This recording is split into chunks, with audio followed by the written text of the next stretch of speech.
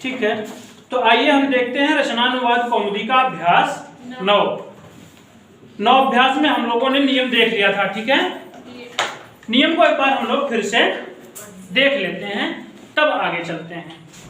नियम नंबर 28 है किम कार्यम अर्थः और प्रयोजनम। चारों प्रयोजन अर्थ में हो तो इनके साथ कौन सी विभक्ति होती है?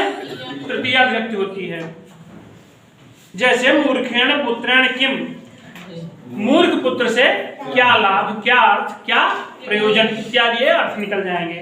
किम कार्यम भला क्या प्रयोजन, क्या कार्य, को अर्थ क्या प्रयोजन है, ये प्रयोजन के अर्थ में किम अर्थ ये इत्यादि आए हैं।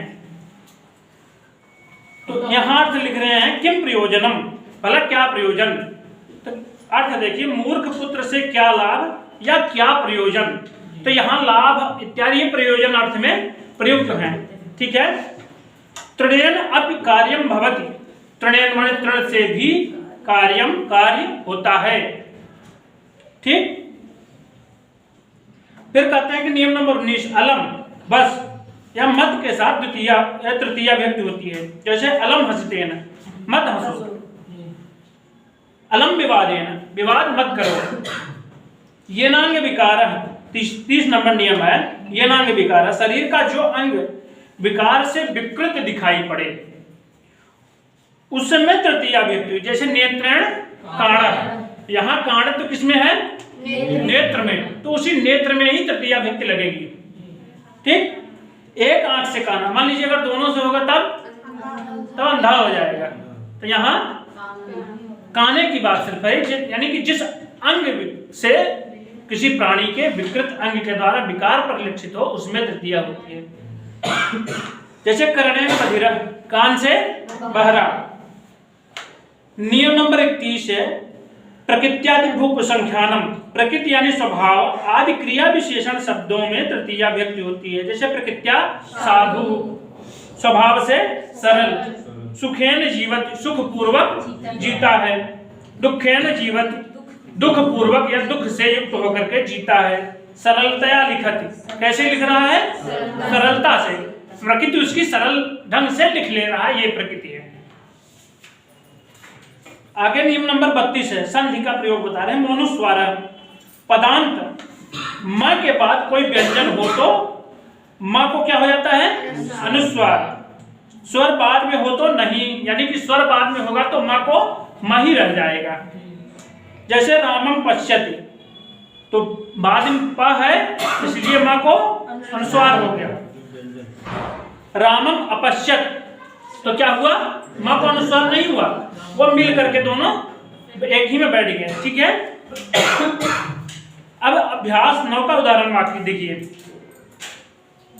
नंबर 1 है उसे पढ़ना चाहिए या वह पढ़े, सह पढ़े। तुझे लिखना चाहिए, तुम लिखे। तुम है इसलिए मध्यम पुरुष में लिख धातु का विसर्जन लगा क्या चलेगा? लिखे।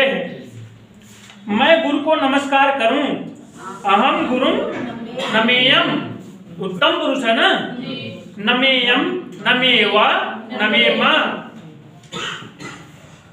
अगला है कि दुर्जनेन कोर्थः किम प्रयोजनम किम कार्यम। दुर्जनेन माने दुर्जन से, कोर्थ माने क्या प्रयोजन है, किम प्रयोजनम माने क्या प्रयोजन है, किम कार्यम इसका भी वही अर्थ है, क्या कार्य है, भला क्या प्रयोजन है। दुर्जन से क्या लाभ है, इसका हिंदी में अर्थ बता दिए। अलम भोजनेन, अलम भोजनेन किस कारण से तृतीया हुई है? अलम के कारण। अलम यहाँ निषेधार्थ में है इसलिए तृतीया हुई है। पादेन खंजह, पादेन माने पैर से, खंजा माने रगड़ा है, तो यहाँ विकार किससे है? पैर के द्वारा। पैर के द्वारा क्या दिखाई पड़ रहा है? लगड़ा, तो पैर कारण है लगड़े का, तो इसलिए पादेन में तृतीया हुई है। गुरु शिशुम प्रश्नम पृच्छेद, गुरु शिशुम प्रश्नम पृच्छेद, यहाँ थोड़ा सा टेक्निकल है। गुरु शिशु शिष्यम प्रश्नम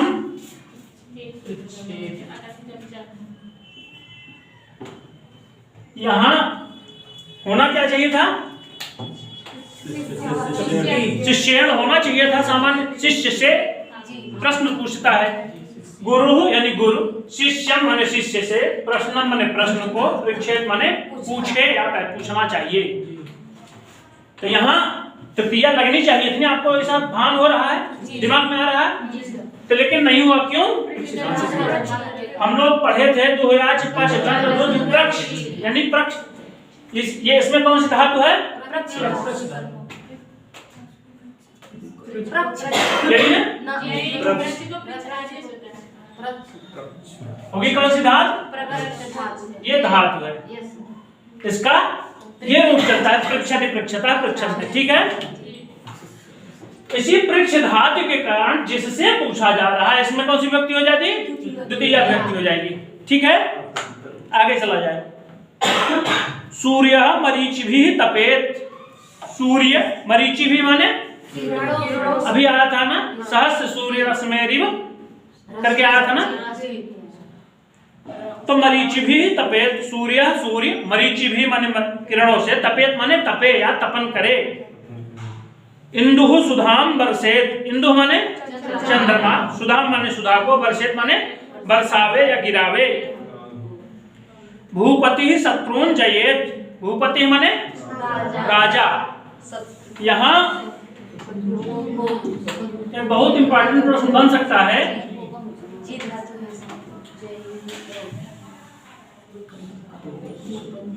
इसका रूप कैसे चलेगा?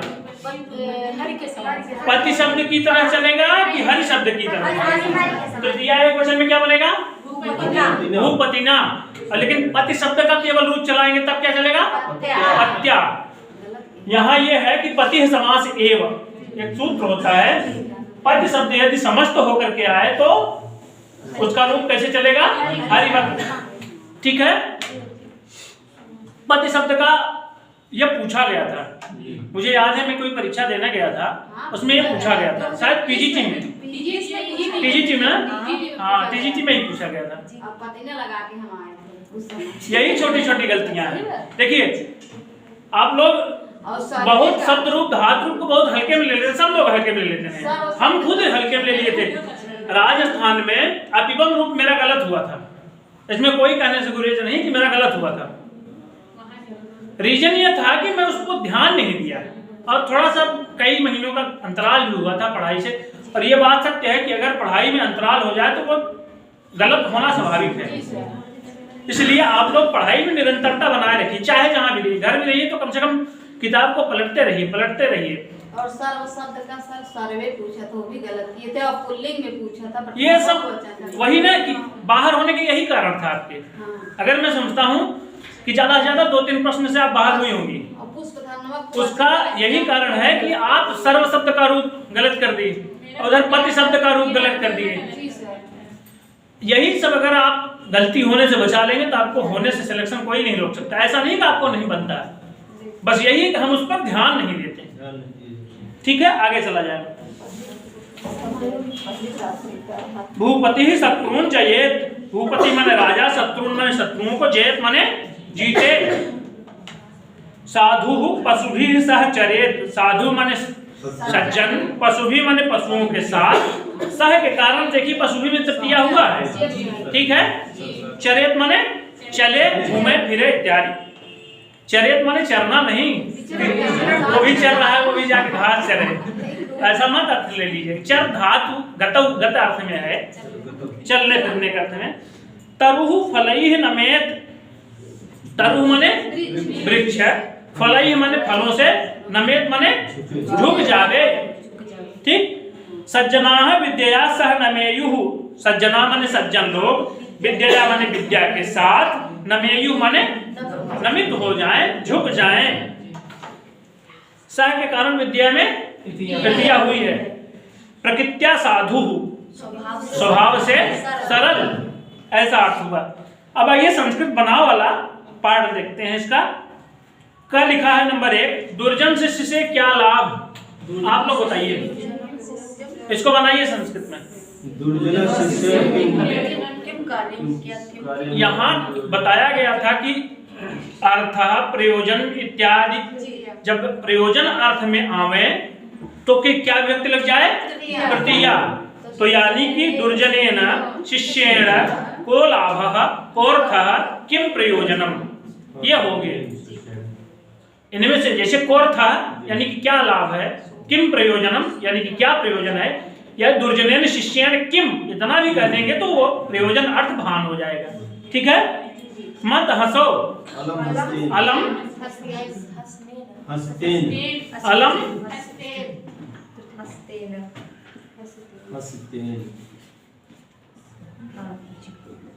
सही है? नहीं गलत। कहाँ गलत है? संस्कृत में ये अनुस्वार नहीं रहेगा, अलम हसितेन, लेकिन हिंदी में लिखेंगे तो आप हंसता है, यानी कि चंद्रबिंदु सहित रहेगा। ठीक है। मत खाओ।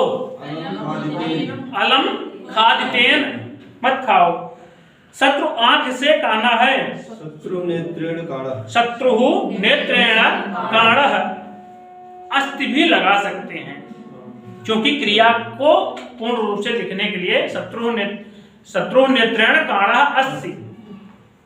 शत्रु शिशु कान से बहरा है। शिशु कर्णेन यानी कान से, विकार कहाँ है? कान में, तो उस कर्णेन में तृतीया हुई है। कर्णेन बधिरः अस्ति। पशु पैर से लंगड़ा है। पशु पादेन खंजः अस्ति। मान लीजिए 2 पैरों से लंगड़ा है तब पैर के, तो उसके तो 4 पैर होते हैं पशु के, पशुओं के तो 4 पैर होते हैं। मान लीजिए 2 ठो, एक ठो दाहिने वाला आगे वाला लंगड़ा हो जाए, बाएं वाला पीछे हो जाए, तब पादेन की जगह पादाभ्याम हो जाएगा, क्योंकि 2 पैरों से लंगड़ा है ना। मान लीजिए ऐसी स्थिति बन रही है तो मैं कह रहा हूं, अन्यथा आप मत दीजिएगा। ठीक है। अगला क्या है? गुरु स्वभाव से सज्जन है। स्वभाव के अर्थ में इधर क्या बताए थे? प्रकृति। इधर देखिए ना, प्रकृति 24 जहां लिखा है उसके पहले गुरु प्रकृत्या साधु, अस्ति भी लगा सकते हैं। वायु सुख से बहती है। वायु सुखेन वहति। अब बिजली लकार का प्रयोग आगे बता रहे हैं, आगे देखिए क्या है। शिशु गुरु को नमस्कार करे। शिशु गुरुम नमेत, क्या रहेगा? नमेत। इसका कैसे रूप चलेगा? नमेत नमेताम नमेयुः। इसलिए शिशु है एक वचन का, तो नमेत भी एक वचन का चलेगा क्रिया। तू सूर्य को देख।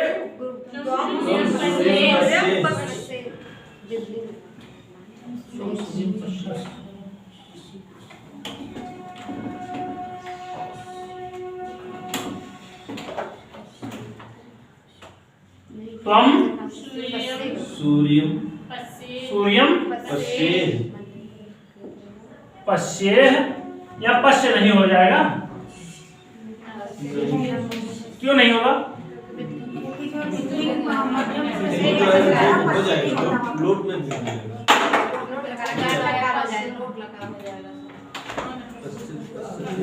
क्यों नहीं होगा?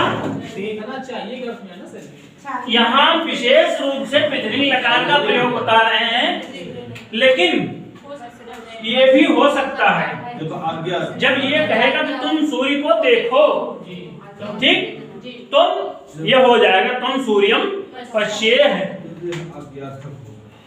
ठीक है। आगे चलते हैं। अगला क्या है? मैं चंद्रमा को देखूं। अहम चंद्रमसम पश्येयम। पश्येयम में मां हलंत रहेगा कि नहीं? पश्येयम पश्येव पश्येम। यहाँ पर हलंत नहीं रहेगा, यहाँ पर हलंत रहेगा। ठीक। ये कौन सी धातु है? दृश्य। पश्च धातु मत कह दीजिएगा, दृश्य धातु है। दृश्य को पश्चादेश हुआ है, ठीक है। फिर अगला क्या है कि वे शत्रुओं को जीतें, ते शत्रुन जयेयुः। ये कहाँ जयेयुः कहाँ का रूप है? बहुवचन का है, ठीक है। क्यों लगा? क्योंकि वे है, वह, वे दोनों और वे यानी कि बहुवचन का, इसलिए जयेयुः। हवा बहे, वायु वहेत, ठीक है। 14 नंबर है शिशु पशुओं के साथ पहाड़ पर जाए, शिशु पशुओं के साथ पहाड़ पर जाए। पशुना होता तब, अगर एक पशु के साथ जाता तब पशुना होता। यहाँ पशुओं के साथ यानी कि एक से अधिक पशु हैं, तब पशु भी सह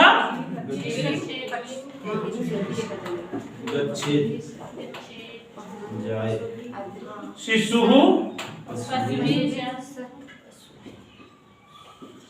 पशु भी सह गिरौ गच्छेत। सही है? कहाँ नहीं सही है? बिल्कुल सही है। देखो पकड़ा आपने कि यहाँ गद्यर्थक धातु गम है, इसलिए जहां जा रहा है वो क्या हो जाएगी? द्वितीया हो जाएगी। यहाँ कौन सी विभक्ति हो जाएगी? गिरिम में द्वितीया हुई। आगे आया था ना, इसके पहले अभ्यास नंबर 2 या 3 में आया था। जाना, चलना, डुलना, हिलना इत्यादि अर्थों के साथ धातुओं के जो वो होते हैं उसके साथ कौन सी विभक्ति होती है? द्वितीया। यहाँ कौन सी विभक्ति हुई? द्वितीया। शिशुहु पशुभिः सह, पशुओं के साथ, गिरिम माने गिरि को, जाए गच्छेत माने जाए। वहां मैंने बताया था ना कि करुणश्च मूर्तिरथवा शरीर नीति विरहप्यथेव वनमेति जानकी। वहां वनम में भी द्वितीया हुई है। क्यों? एक इन गतौ धातु के कारण, वो गत्यर्थक धातु हुई, इसलिए वनम में द्वितीया व्यक्त हुई। ठीक है, आगे चलते हैं। साधु वृक्षों के पास बसे, साधु आगे